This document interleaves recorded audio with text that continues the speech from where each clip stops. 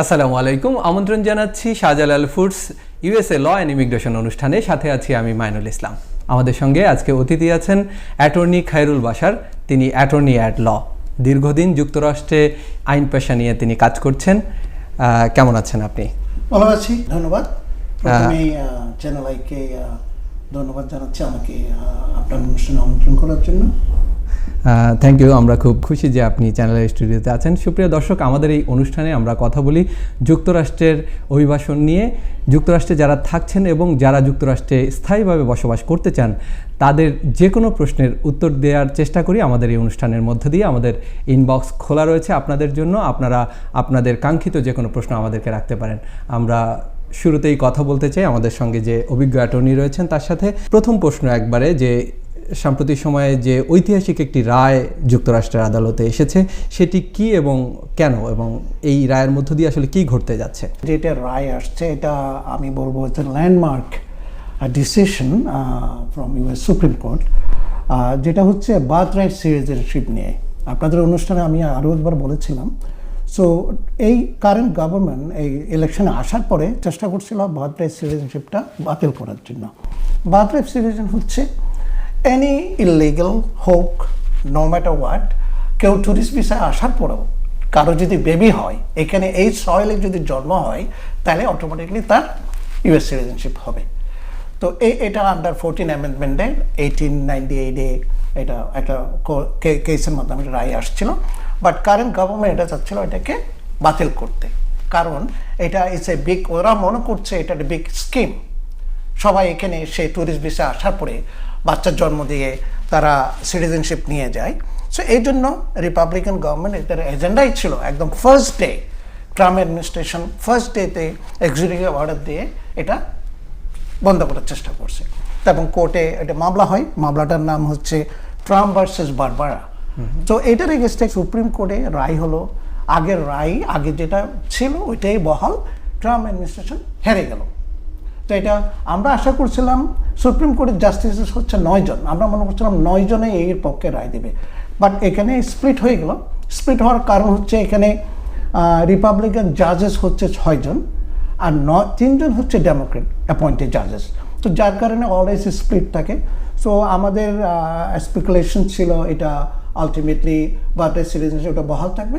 So এই রায় অনুযায়ী 6-3, 6 জন এটার পক্ষে, 3 জন বিপক্ষে, ও 3 জনই রিপাবলিকান জাজেস। আমি রিপাবলিকান বলবো না, দে আর আইডিওলজিক্যালি কনজারভেটিভ। তো যার কারণে ওদের রায় দিল এই আগের 14th অ্যামেন্ডমেন্টের এখানে যারা জন্ম হবে তাদের সিটিজেনশিপ থাকবে। এটাই ছিল মূল রায়। অভিবাসী যারা রয়েছেন তাদের মধ্যে কিন্তু একটা হতাশা তৈরি হয়েছিল, সেটি কেন হয়েছিল? না, হতাশা হয়েছিল এখানে আমেরিকাতে, আপনি জানেন কিনা জানি না, অলমোস্ট 11 মিলিয়ন আনডকুমেন্টেড, তাদের কোনো বৈধ কাগজপত্র নেই। তো ওদের যারা বাচ্চা হবে, বেবি, এভরি ইয়ার আপনাকে আনডকুমেন্টেড 11 মিলিয়নের মধ্যে এভরি ইয়ার অলমোস্ট 26,000 বাচ্চা জন্ম নেয় এদের। তো এদের তো তাহলে কোনো ইয়ে থাকলো না, সিটিজেনশিপ পাবে না। সিটিজেনশিপ যদি না পায়, ওরা তো জন্ম এখানে, ওদের কান্ট্রিলেস হয়ে যাবে। ওদের জন্ম এখানে, তো এই দেশে যদি ওদের সিটিজেনশিপ না দেয়, ওর প্যারেন্টসরা এখানে, তো ওদের কোনো সিটিজেনশিপ থাকছে না, কোনো দেশেরই নাগরিক না। সো ইটস ইনহিউম্যান, আমি মনে করি, it's my view. But at the same time 14th অ্যামেন্ডমেন্টে এটা 1898-এ এটা সুপ্রিম কোর্টে রায় দিয়ে বহাল রাখছে, এখানে যারা জন্ম করবে তারা American citizen. But current administration এটা চেষ্টা করছে এটা এক্সপ্লেনেশন দিয়ে সুপ্রিম কোর্টের দিয়ে কোনো রকমের যদি চেঞ্জ করা যায়। তো এটি তো সত্যিকার অর্থে একটি আতঙ্কের ব্যাপার ছিল। এখন যেহেতু এটি একটি সুখের সংবাদ, যদি খুশির সংবাদও আমরা বলে থাকি, এই রায়ের মধ্য দিয়ে এটি আবার বহাল রয়েছে আগের যে অ্যামেন্ডমেন্ট ছিল। তো এটি এখন যে পরিস্থিতিতে আছে তাতে করে আমরা যতটুকু দেখছি যে যুক্তরাষ্ট্রের বাইরে থেকে যারা এখানে আসবেন, অস্থায়ীভাবে আসুক বা যেভাবেই আসুক, যে বাচ্চাটি জন্ম নেবে সে এখানে সিটিজেনশিপ পেয়ে যাচ্ছেন, জন্মের সাথে সাথেই সে সিটিজেন হয়ে যাচ্ছেন যুক্তরাষ্ট্রের। তো এখন প্রশ্ন আসছে যে যদি তাই হয় তাহলে এই যে ট্রাম্প অ্যাডমিনিস্ট্রেশনের এখন তাদের যে চলমান যে নীতিগুলো তারা ইতিমধ্যে অভিবাসীদের উপরে ফেলার চেষ্টা করেছে। আইস বারবার যেভাবে আসলে অভিবাসন নিয়ে কাজ করছে যত সিরিয়াস মোমেন্টে, সেই ব্যাপারগুলো আসলে কোন দিকে যাবে এখন? ওয়েল, এইখানে আরেকটা পয়েন্ট আমি মেনশন করতে চাই, বার্থ রাইট সিটিজেনশিপের উপরে। এটা তো বহাল থাকলো, এটা সস্তে 11 মিলিয়ন প্লাস যারা বিদেশ থেকে ট্যুরিস্ট ভিসায় আসে এখানে বাচ্চা হবে, তাদের বাচ্চা এখানে সিটিজেন হবে by law. At the same time রায়ের পরেই attorney DOJ department of justice থেকে ডেপুটি অ্যাটর্নি জেনারেল একটা মেমো ইস্যু করে, আমরা ডাইরেক্টিভ বলি। ওরা ডাইরেক্টিভে বলল এটা একটা বার্থ স্কিম, যারা বাবি জন্ম দেওয়ার জন্য এখানে আসবে তাদের যেন ডিটেক্ট করা হয় only to born the child here. যারা এখানে আসবে ওই যারা ওরা বলবে এটা ফ্রড, এটা যদি করতে চায় এটার বিরুদ্ধে ওরা ইনভেস্টিগেশন করবে। যদি দেখে ফ্রড, এখানে অনেক ধরনের স্কিম আছে, আমি 3-4টা কেস আছে, 22-তে আছে, 24-এ আছে, এটা বিগ স্কিম আছে, চাইনিজদের একটা আছে, টার্কিশদের আছে। তো অনেকেই কেসে ওরা স্কিমে ধরা পড়ছে, এটাকে বলে বার্টার বেবি। আমি কেসটার নাম মনে পড়ছে না এখন এই মুহূর্তে, বাট এটা হচ্ছিল বার্থ বেবি স্কিম আর কি, যাতে এখানে জন্ম নিয়ে যারা বাচ্চারা যাতে সিটিজেনশিপ পায়। তো এটার জন্য গতকালকে থেকে ওরা অলরেডি ডাইরেক্টিভ দিয়ে দিচ্ছে, যদি ফ্রডুলেন্ট যদি কারো থাকে তাহলে ওটা হয়তো ওরা চেষ্টা করবে বন্ধ করার জন্য। এটা একটা নেগেটিভ সাইড। যে কোনো ফ্রডের ব্যাপারেই আসলে যুক্তরাষ্ট্র সবসময় তার কড়াকড়ি প্রদর্শন করে থাকে। সাম্প্রতিক সময়ে শুধু এই বিষয় ছাড়া আমরা যদি বলি যে ইমিগ্রেশন নিয়ে যুক্তরাষ্ট্রের আর কি পরিবর্তন এসেছে ট্রাম্প অ্যাডমিনিস্ট্রেশনে? ওয়েল, এই গত সপ্তাহে আরেকটা কোর্টের সুপ্রিম কোর্টের রায় আসছে, ওইটাও ভেরি ইম্পর্টেন্ট। আমি এটা একটা বলা উচিত, যেমন ধরেন অনেকের গ্রিন কার্ড, যাদের গ্রিন কার্ড আছে, গ্রিন কার্ড থাকার পরে আপনারা সবাই জানেন 5 বছর পরে আপনি সিটিজেন হতে পারেন। সিটিজেন না হওয়ার পর্যন্ত আপনি যদি এর মধ্যে কোনো ক্রাইম করে থাকেন, কোনো সময় যদি অ্যারেস্ট হন বা এলিগেশন থাকে, আগে হতো কি আপনার বিরুদ্ধে ক্লিয়ার অ্যান্ড কনভিনসিং এভিডেন্স দিয়ে প্রুভ করতে হতো ইউ আর গিলটি।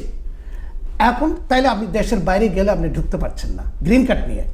তো এখন সেদিন গত লাস্ট উইকের ওয়েডনেসডে সুপ্রিম কোর্টের যে কেসটা রায় দিল সুপ্রিম কোর্টে, না এখন যদি আপনি গ্রিন কার্ড নিয়ে দেশের বাইরে যান, ট্রাভেল করতে যান, আপনি এর আগে যদি অ্যারেস্টেড হন, যদি কোনো এলিগেশন থাকে আপনার বিরুদ্ধে চার্জ হয়ে থাকে, যেমন থেফট হতে পারে, ফাইন্যান্সিয়াল স্ক্যাম হতে পারে, any fraudulent, any kind of fraud বা any kind of অপরাধ যদি আমরা বলি করা থাকে, গ্রিন কার্ড নিয়ে যদি ট্রাভেল ব্যাক করার পরে জেএফকেতে সিপিবি, আমরা কাস্টমার বর্ডার এজেন্ট বলি, ওরা ইচ্ছা করলে আপনাকে ডিটেইন করতে পারে এবং গ্রিন কার্ডটা নিয়ে আপনাকে নোটিস টু এপিএ দিয়ে কোর্টে পাঠাতে পারে। ওদের তখন বলছে, আগে বলতো ক্লিয়ার অ্যান্ড কনভিনসিং এভিডেন্স লাগবে।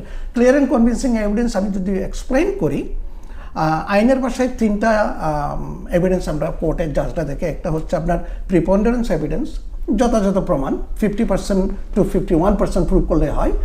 আর ক্লিয়ার অ্যান্ড কনভিনসিং এভিডেন্স হচ্ছে 70 to 80% এভিডেন্স আপনার এগেইনস্টে গেল, এটা হলো আমরা সাবস্টেনশিয়াল এভিডেন্স বলি।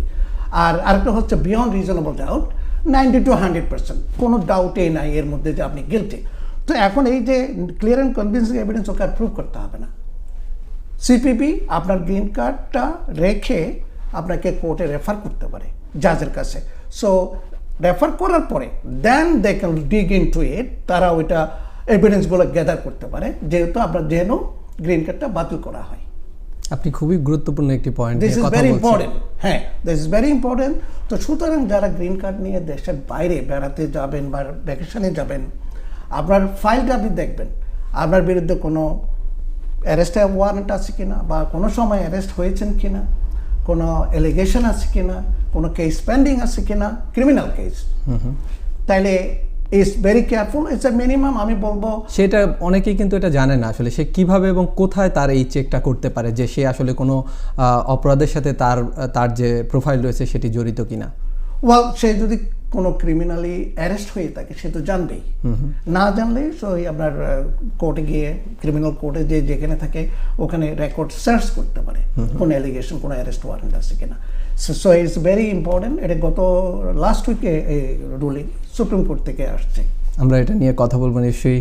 সুপ্রিয় দর্শক, আমরা রয়েছি Shahjalal Foods USA law and immigration অনুষ্ঠানে। আমাদের অনুষ্ঠানে আমরা কথা বলছি যুক্তরাষ্ট্রের অভিবাসন নিয়ে। আপনাদের যে কোনো প্রশ্ন আসলে আমাদের সঙ্গে আমাদের কাছে রাখতে পারেন। নিশ্চয়ই আমাদের সম্মানিত যিনি অ্যাটর্নি রয়েছেন তিনি আপনাদের প্রশ্নের উত্তর দিবেন। আমরা কথা বলছিলাম, আমরা যদি বলি যে বাংলাদেশ কমিউনিটির কাছে আসলে যুক্তরাষ্ট্রের ইমিগ্রেশন নিয়ে এই মুহূর্তে সবচেয়ে বড় চ্যালেঞ্জ কি আপনি বলবেন?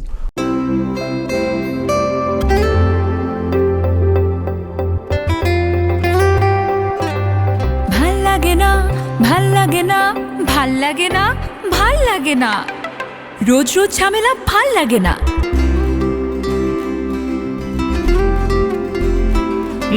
ঝামেলাহীন নাস্তায় এই নাও শাহজালাল। স্বয়ংক্রিয় মেশিনে হাতের স্পর্শ ছাড়াই উন্নত কাঁচামাল দিয়ে স্বাস্থ্যসম্মত উপায় তৈরি হয় শাহজালাল ফ্রোজেন পরোটা। শাহজালাল, ঐতিহ্যের অনন্য স্বাদ, বিশ্বময়। চলো হারিয়ে যাই তুমি আমি দুজনে মিলে,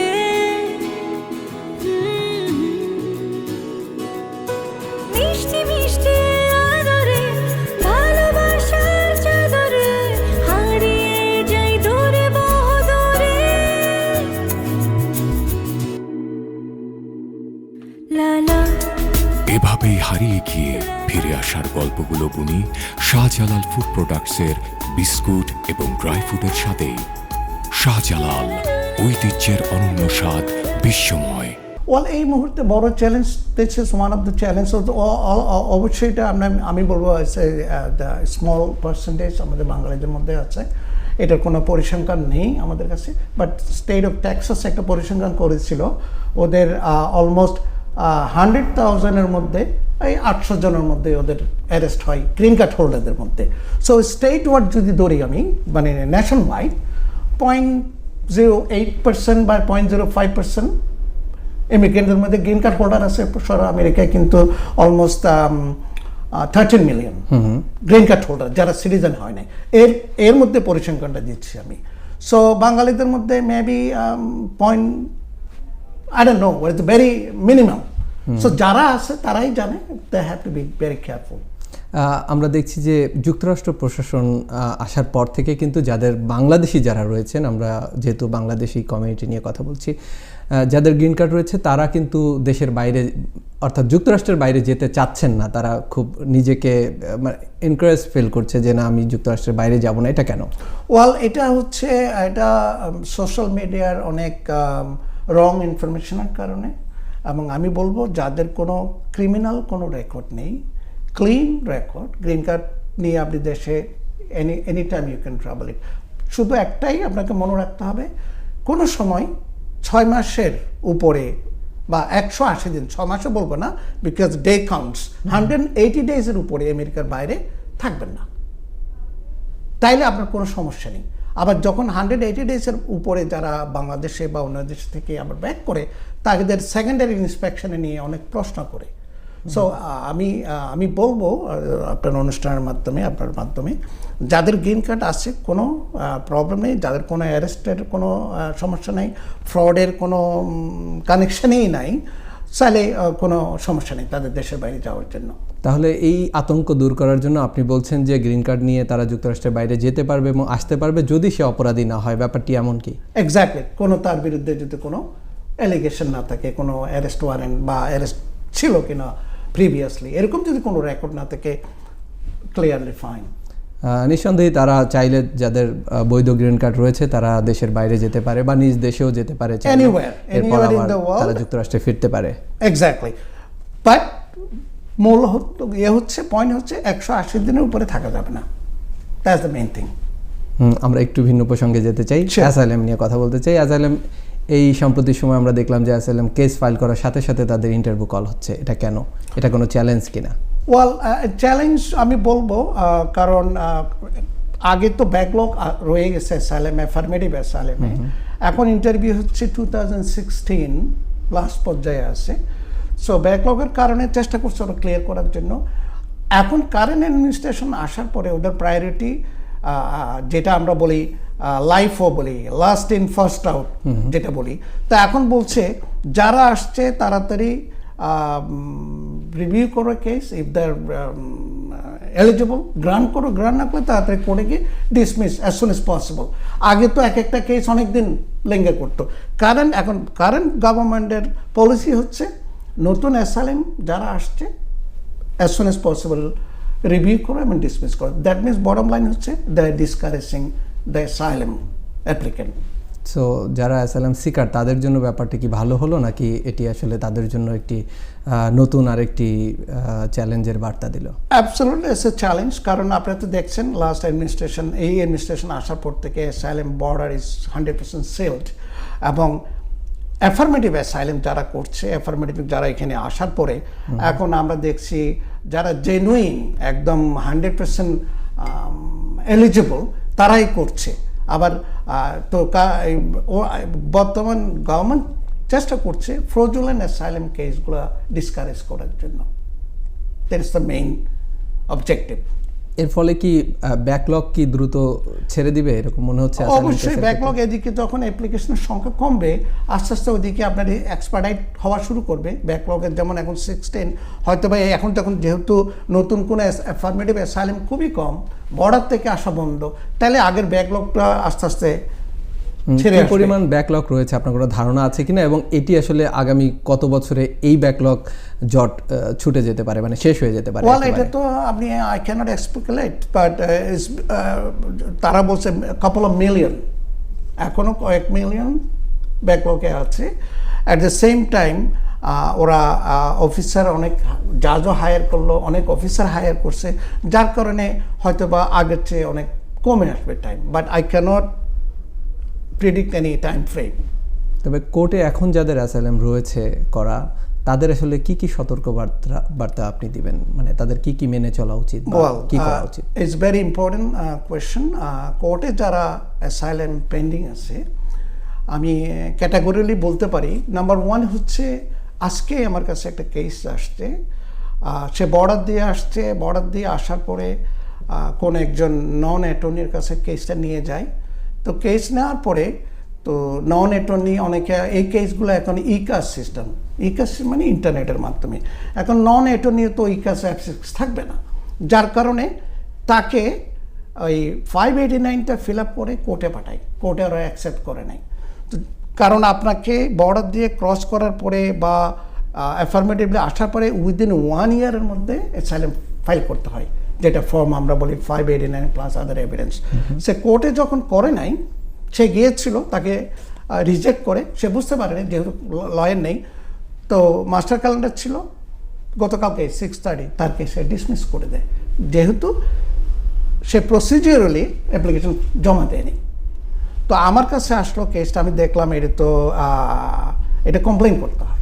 তো আমি কমপ্লেন কার কাছে করবো? He is non attorney. তো এটা একটা স্ট্রাগল আমাদের কমিউনিটিতে। সেকেন্ড যেটা হবে, যারা অ্যাটর্নি নাই, যাদের 589 বা অ্যাসাইলাম কেস, এটা ডিফেন্সিভে কোর্টে যাদের কেস আছে, অবশ্যই আপনারা অ্যাড্রেস আপডেট করবেন।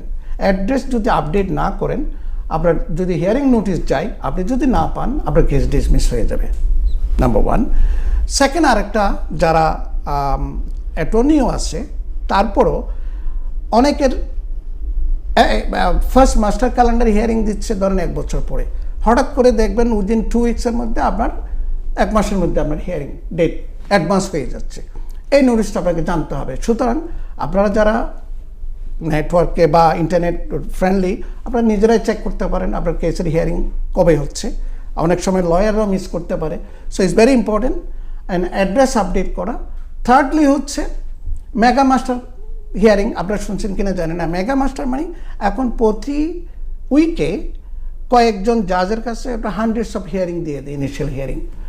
তো যাদের লয়ার নেই, যাদের অ্যাটর্নি অন দ্য রেকর্ড নেই, অনেকে নন অ্যাটর্নি নিয়ে hundreds of people R waiting, ওই কেসগুলা যারা সব প্রসিডিউরালি কোনো মিস্টেক থাকে কেসগুলো জাজে ডিসমিস করে দিচ্ছে অথবা প্রি টার্মিনেট করে দিচ্ছে। সো এটা বি কেয়ারফুল। আপনারা যাদের অ্যাটর্নি নেই বা অ্যাটর্নি এখনও পান নেই বা অ্যাটর্নি না থাকলেও মেক শিওর আপনি কোর্টের কাছে যাবেন, আপনার রেকর্ড আপডেট রাখবেন, আপনার এভিডেন্স সাবমিট করবেন। This is very important. আপনি খুবই গুরুত্বপূর্ণ একটি পয়েন্ট বলেছেন। সম্মানিত দর্শক, আজকে এখানেই শেষ করছি। পরবর্তী অনুষ্ঠান দেখার আমন্ত্রণ জানিয়ে চ্যানেলের সাথেই থাকবেন, আমাদের সঙ্গে যুক্ত হতে পারেন। আপনারা আমাদের অনলাইনে ফেসবুক, ইউটিউব যে কোনো প্ল্যাটফর্মে আপনি আপনার প্রশ্ন রাখতে পারেন। নিশ্চয়ই আপনার প্রশ্নের উত্তর দেওয়ার চেষ্টা করব আমরা। ভালো থাকবেন, সুস্থ থাকবেন। আজকে বিদায় নিচ্ছি।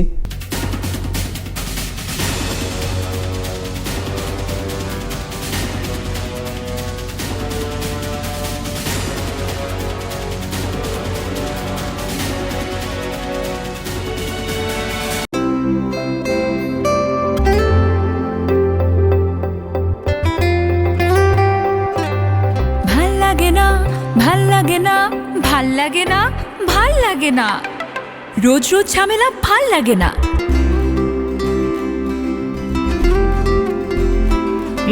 ঝামেলাহীন নাস্তায় এই নাও শাহজালাল। স্বয়ংক্রিয় মেশিনে হাতের স্পর্শ ছাড়াই উন্নত কাঁচামাল দিয়ে স্বাস্থ্যসম্মত উপায় তৈরি হয় শাহজালাল ফ্রোজেন পরোটা। শাহজালাল, ঐতিহ্যের অনন্য স্বাদ, বিশ্বময়। চলো হারিয়ে যাই তুমি আমি দুজনে মিলে।